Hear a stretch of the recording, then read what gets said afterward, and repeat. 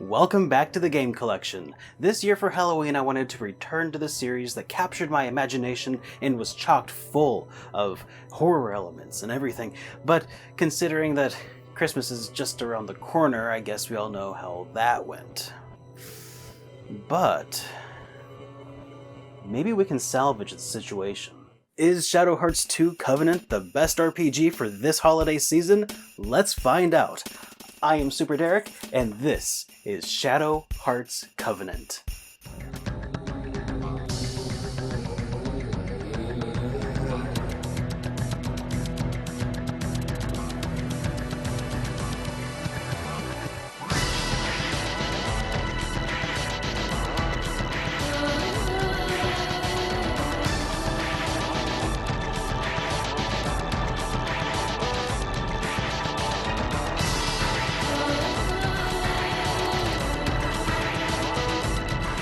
Shadow Hearts 2 Covenant is a direct sequel to Shadow Hearts 1, which, to recap, was itself a successor to Koudelka.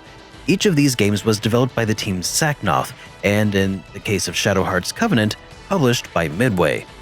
This is a direct sequel to Shadow Hearts 1, meaning that the game features the same main character, Yuri, the same world, and the events of Shadow Hearts Covenant follow those of the first game, etc. This means that, yes, to get the full experience, I recommend playing through Shadow Hearts 1 first. As always, though, I'll avoid spoilers for this review. Anyway, the cost of both games can be pretty steep, so hopefully Santa thinks you've been good this year and brings you some good games.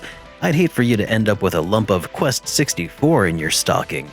The game begins in an alternate 1915 during the Great War, when a German unit of soldiers were sent to a village, Domremy, in France. During the mission, they're attacked by a demon who turns out to be Yuri, who has decided to protect the village. Yuri spares Karen's life though, and through a series of strange twists of fate, the two wind up combining forces when Karen is double-crossed by her partner, Nikolai. In the mix of things, Yuri ends up getting stabbed by a stake of mistletoe. That's right, mistletoe, I told you this was a Christmas RPG, which slowly saps Yuri's powers dry. Making matters worse, Nikolai kidnapped one of Yuri's friends and is holding them hostage until Yuri hands over the Emigre manuscript and, you know what? This is all getting really complicated and the game has barely even gotten started at this point. Much like the original Shadow Hearts, the plot is a meandering story that takes the team globetrotting around the entirety of a war-torn Europe, Russia, and Japan. The story overall is windy and convoluted and hard to recall after the fact, like some sort of hazy Christmas Eve fever dream. The number of twists and turns makes summarizing the story feel like an exercise in madness, and just like last time, I found myself just letting the story wash over me. So stop worrying about the plot of where in the world is Nikolai San Diego, and instead focus on the character interactions, which is the interesting part anyway. I should also probably state that the game subverts common JRPG conventions. Shadow Hearts 2 actually follows the events of the bad ending within Shadow Hearts 1, and a lot of Yuri's character development centers around his struggle to come to terms with those events. And in doing so, Yuri becomes a much more complex and human character in Shadow Hearts 2. The game's central themes focus on dealing with the loss of loved ones and learning to move forward. In stark contrast to the game's heavy themes and subtext, Shadow Hearts 2 drops the horror elements from its predecessors almost entirely and decides to get really weird with it. Because of this, Shadow Hearts reminds me a lot of the Evil Dead series.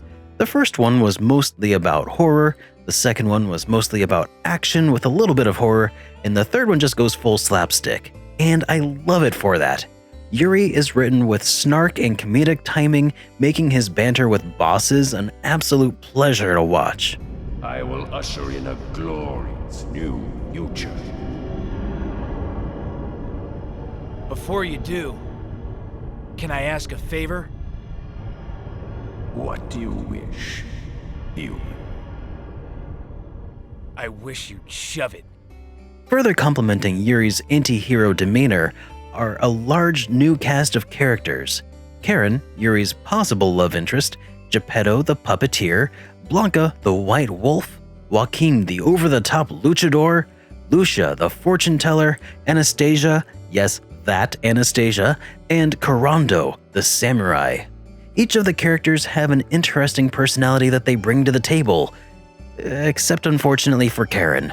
It's a shame that they reduced a lieutenant in the German military during World War I to the role of an infatuated schoolgirl whose only personality trait is being in love with the hero. But don't get me wrong, she's not terrible, but just doesn't stand out in comparison to the rest of the colorful cast that surround her. However, despite this fact, the interactions between Karen and Yuri are very sweet, and the antics of the unlikely team of Joachim and Anastasia are really charming. Making a return from Shadow Hearts 1 is the Judgment Ring battle system. Combat is turn-based, and when it's your turn to attack, you are shown a spinning dial. When the dial lines up with the target on the Judgment Ring, tap the cross button, see, cross, that's Christmassy, right? To successfully attack. Sometimes there are multiple targets, and hitting them all successfully will result in more attacks.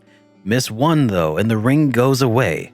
Think of it sort of like the battle system from Legend of Dragoon, except you can see what the timing pattern is going to be in advance, and it's actually pretty easy once you get used to it.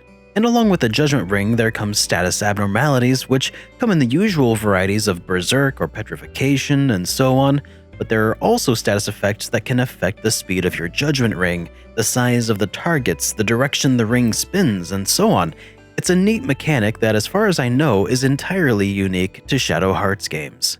Other notable mechanics are sanity points, which start at maximum with each battle but slowly dwindle as combat rages on. If a character's SP reaches 0, they'll go berserk and attack enemies and allies at random. Luckily, items and some skills restore SP, making things more manageable.